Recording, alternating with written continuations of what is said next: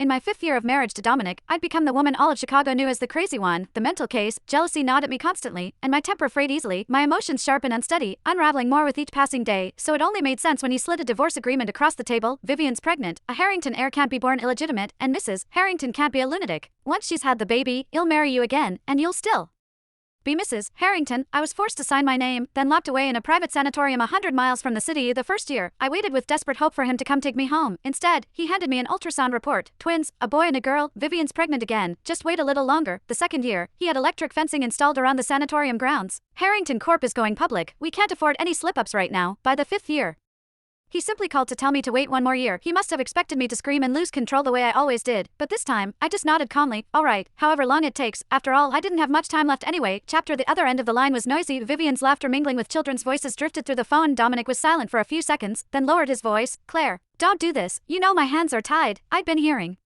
that line for 5 straight years. The old me would have torn the world apart, demanding to know what excuse the almighty Harrington family could possibly have. But now, I pulled the blanket over my legs, long since stiff and unresponsive, and took a deep breath. If there's nothing else, I'm hanging up. I need to rest. On the other end, Dominic was rushing out the door, his patience already wearing thin. I made you a promise, and I'll keep it.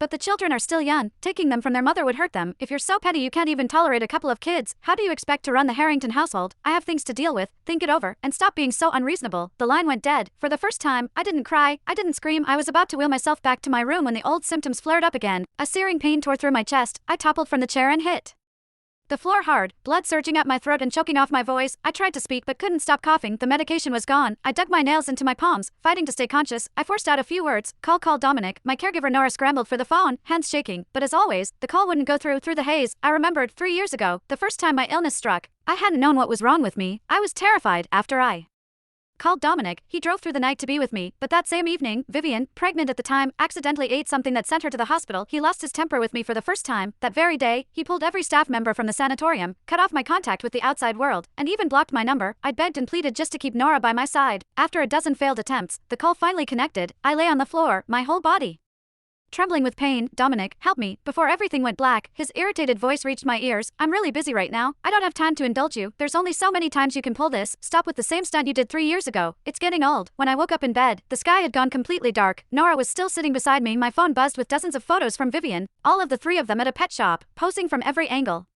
Look how happy we are together. Dominic says he can't bear to be away from us, so even last night he was holding me, trying to figure out how to get rid of you. Oh, and when you called, he was grooming the dog we adopted together. After all, he always says my needs come first. Dominic was severely allergic to dogs. We'd once had a huge fight over getting one. That war ended with me finding a new home for the dog I'd raised for years, and now here he was, risking a full-blown allergic reaction to groom a